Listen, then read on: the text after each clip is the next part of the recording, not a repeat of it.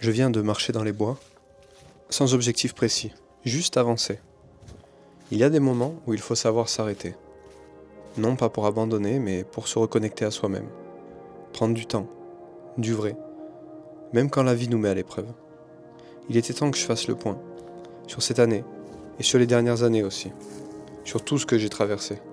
Oh oui, cette opération de l'épaule me pénalise vraiment. Elle ralentit le corps, mais surtout, elle interroge mon esprit. Mais comme dans toutes les aventures de ma vie, je sens qu'il y a quelque chose à en tirer. Le chemin va être long, et je le sais. Et parfois, je doute. Je remets en question ma légitimité dans cette vie, et comme si je devais sans cesse prouver que j'ai le droit d'être là.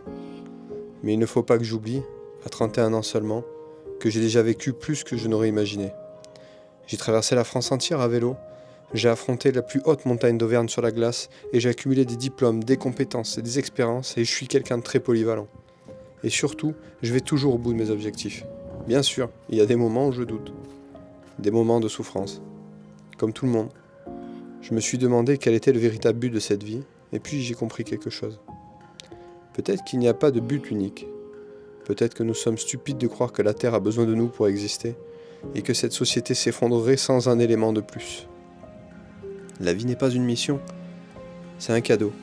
Un cadeau à vivre, à ressentir, à aimer, à partager, à voyager, pas à sacrifier entièrement pour les autres.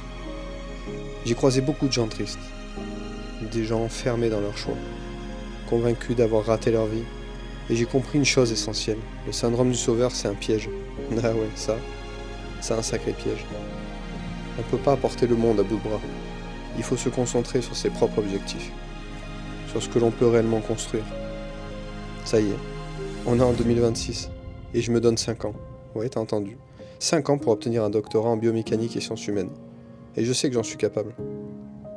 Parce que j'ai compris l'impact réel qu'une personne peut avoir sur la société. Une bonne personne peut en influencer 10 autour d'elle. Et ces 10-là peuvent en transformer 100. Et c'est là que tout se joue. Dans la transmission, dans l'exemple, dans ce que l'on laisse derrière soi. Et je marche encore. Le corps est ralenti, mais l'esprit lui avance.